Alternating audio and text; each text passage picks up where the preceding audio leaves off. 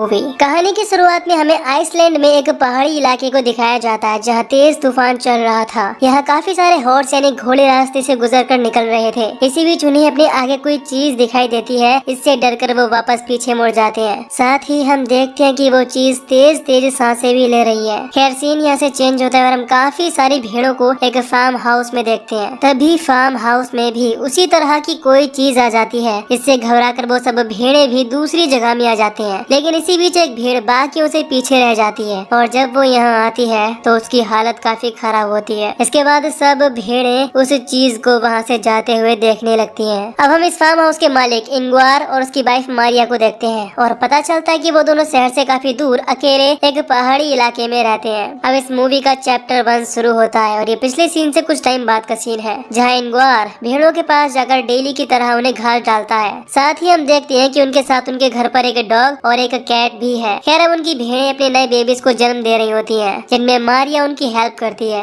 रात में डिनर के वक्त इंग्वार न्यूज़पेपर में देखता है कि अब टाइम ट्रेवल पॉसिबल है और इसकी अभी केवल थ्योरी लिखी गई है। इसे सुनकर दोनों बोलते हैं कि आगे ये पॉसिबल है। इसी बीच दोनों की बातचीत से हम समझ पाते हैं कि दोनों काफी शांत रहते हैं और इनमें कुछ दूरियां भी है, यानी वो एक दूसरे के साथ खुशी खुशी नहीं रहते। खैर अगले दिन वो दोनों फार्म हाउस में जाकर नए लैम्प्स की मार्किंग करने लगते हैं। इसमें वो बताती है कि इस साल नए बेबीज ज्यादा बड़े हैं। दोनों बातें कर ही रहे होते हैं, तभी अंदर एक और भेड़ अपने लैम्प को जन्म देने वाली थी। मारिया जल्दी से उसके पास जाती है। जब वो दोनों उस नए फीमेल लैम्प को देखते हैं तो काफी हैरान होते हैं, क्योंकि उस लैम्प के सर के अलावा बाकी सब इंसानों जैसा था, यानी कि एक हाइब्रिड लैम्प, इंसान और भेड़ का कॉम्बिनेशन। खैर वो दोनों डिसाइड करते हैं कि अब से वो उसे अपने बेटे की तरह पालेंगे। इसके बाद मारिया उसे उसकी माँ से अलग करके अपने साथ घर ले आती है और उसका अपनी सगी बेटी की तरह ध्यान रखने लगती है। मारिया उसे पाकर काफी खुश रहने लगी थी। इसके बाद वो उस लैम्प का नाम एडा रखते हैं और हमें पता चलता है कि एडा उनकी बेटी थी, जो कि बॉर्न होते ही टाइम मर गई थी और इसी वजह से उन दोनों में दूरियां रहने लगी थी।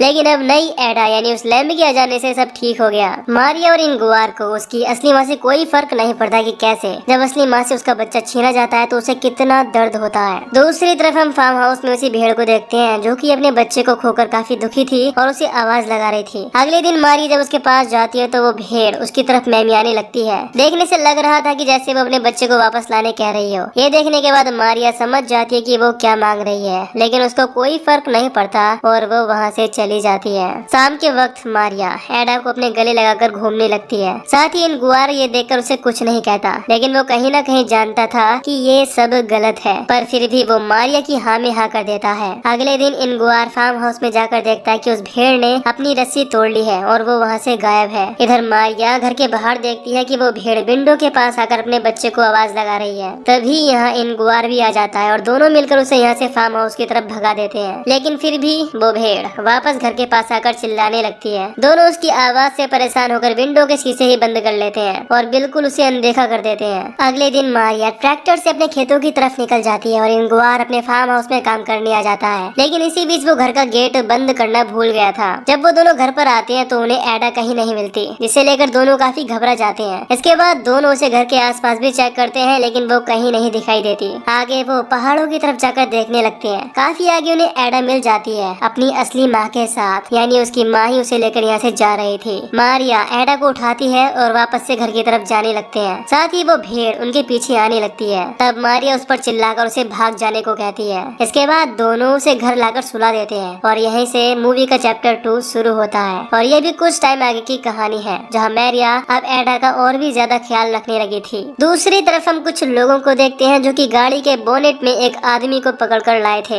और उसे इसी पहाड़ी इलाके में छोड़कर चले गए। इसके बाद वो आदमी अब इंग्वार के घर की तरफ आ रहा है। इधर रात में मारिया को भेड़ों के डरावने सपने आने लगे थे। जब उसकी आँख खुलती है तो वही भेड़ घर के बाहर खड़े होकर अपने बच्चे को आवाज लगा रही थी। ये देखकर मारिया काफी ज्यादा गुस्से में आ जाती है और फार्म हाउस से गन लाकर उस भेड़ को शूट करके एक ही बार में खत्म कर देती है। इसके बाद वो उसे खींचते हुए दूर ले जाकर मिट्टी में कहीं दफना देती है। अब उसे लगने लगता है कि अब उस भेड़ की आवाज परेशान नहीं करेगी। इसी बीच हम उसी आदमी को देखते हैं जिसने ये सब कुछ देख लिया है। वो आदमी रात में उन्हीं के फार्म हाउस में सोता है और सुबह होने पर उससे मिलने इंग्वार आता है। असल में वो इंग्वार का भाई पीटर है, जो कि काफी दिनों के बाद उनसे मिलने आया है। खैर अब इंग्वार उसे अपने साथ खाने पर ले जाता है। उनके साथ खाने पर एडा भी आती है, जिसे देखकर पीटर काफी ज्यादा हैरान होता है। उसे कुछ समझ नहीं आता कि आखिर यहाँ चल क्या रहा है। वो उस वक्त तो उनसे कुछ नहीं कहता, लेकिन बाद में जब एडा मारिया के साथ नहा रही होती है तो वो उन्हें देखने जाता है। उसे ये काफी अजीब लगता है कि कैसे कोई एक लैंप से इतना घुल मिल सकता है। इसके बाद वो इंगवार से पूछता है कि क्या चल रहा है। इस पर वो उसे बताता है कि ये हमारे लिए एक खुशी है। अब पीटर आगे उससे कुछ पूछता, इससे पहले इंगवार उसे कहने लगता है कि जब तक तुम चाहो यहाँ रह सकते हो, लेकिन हमारी पर्सनल लाइफ में इंटरफेयर मत करना। जिस पर उसे हाँ कहना पड़ता है। अगले दिन वो इंगवार और मारिया के साथ मिलकर उनके खेतों पर काम करवाता है। यहाँ मारिया उसके लिए कॉफी लाती है और साथ ही वो उसके ऊपर ट्राई मारने लगता है, लेकिन वो उसे ये करने को मना करती है। वो उससे कहता है कि वो एक एनिमल है, ना कि कोई इंसान, और तुम उसके साथ इतना घुल मिलकर क्यों रह रही हो। ये बात मारिया को बुरी लगती है, लेकिन वो उससे कुछ नहीं कहती। अब अगले दिन वो तीनों मिलकर पुराने केबिन को साफ करने लगते हैं। इसी बीच पीटर को एक म्यूजिक ड्रम सेट मिलता है और वो उसे बजाने लगता है। उसे बजाता हुआ एडा देख लेती है, जिसके बाद वो उससे भी घुल मिलने लगी थी। कुछ देर बाद पीटर उसे केबिन के बाहर की घास तोड़कर खिलाने लगता है। साथ ही हम देखते हैं कि वो घास खा रही है। तभी यहाँ इंगवार आ जाता है और ये देखकर पीटर पर काफी गुस्सा होता है। अब पीटर डिसाइड करता है कि वो इस पागलपन को दूर कर देगा। वो देखता है कि इंगवार और मारिया सो रहे हैं। वो एडा को अपने साथ बाहर घुमाने ले जाता है और साथ ही वो फार्म हाउस से गन भी ले लेता है। वो घर से काफी दूर आकर उस पर गन पॉइंट कर देता है। इधर जब मारिया उठती है तो उसे एडा वहाँ नहीं दिखती। जिसके बाद वो उसे घर में ढूंढने लगती है। उसे एक जगह पर एडा पीटर की गोद में सोती हुई मिल जाती है, यानी पीटर उसे नहीं मार पाया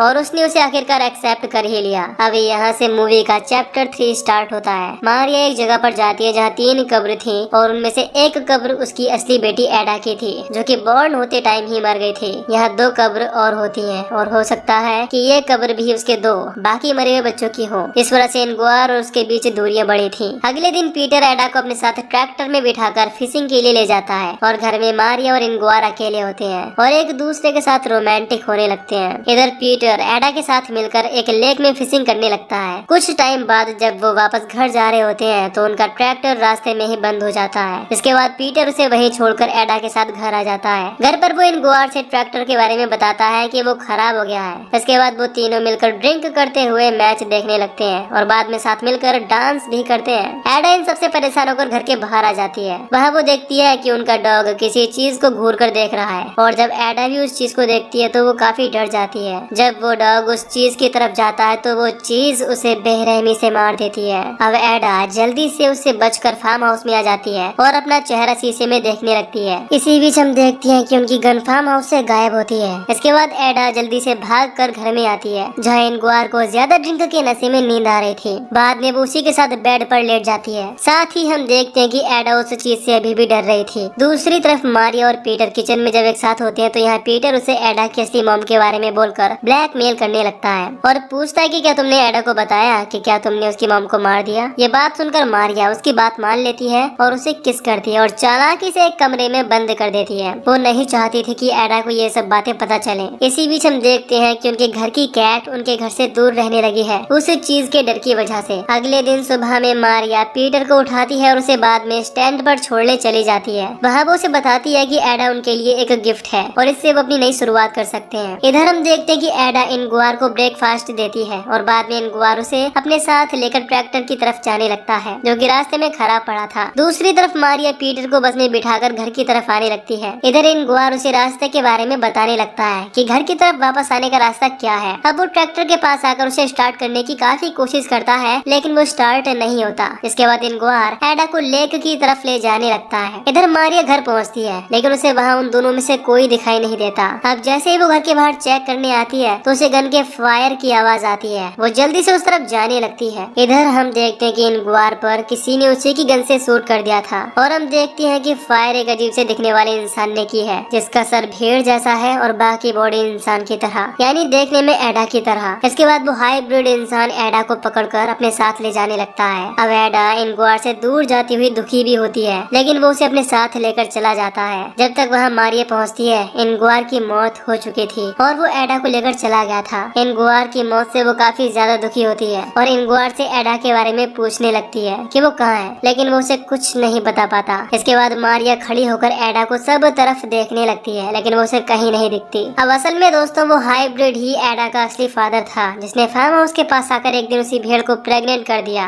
अब जैसे कि वो एक हाइब्रिड था, वैसे ही उसकी बेटी भी एक हाइब्रिड पैदा हुई। इससे हम ये समझ पाते हैं कि कहानी की शुरुआत में जो घोड़े से इस चीज से डरकर भाग रहे थे वो हाइब्रिड ही था, लेकिन हमें मूवी में उस हाइब्रिड के बारे में जानकारी नहीं दी गई है। हो सकता है कि वो फ्यूचर में किए गए किसी एक्सपेरिमेंट का नतीजा हो और किसी तरह टाइम में वापस आ गया हो। इसके लिए काफी सारी थ्योरीज बन सकती हैं। दोस्तों, कहानी इतनी ओपन है तो हम एंडिंग थोड़ा बहुत इधर उधर करके बना सकते हैं। खैर, मारिया के पास कुछ नहीं बचा, ना उसका हस्बैंड और ना ही उसकी नई बेटी, और इसी के साथ ये मूवी यहीं पर खत्म हो जाती है। तो दोस्तों, अगर आपको इस मूवी की एक्सप्लेनेशन पसंद आई हो तो वीडियो को लाइक और चैनल को सब्सक्राइब कर दीजिए, ताकि मैं मिलूंगा आपसे न्यू वीडियो में। Till then take care, love you, bye bye.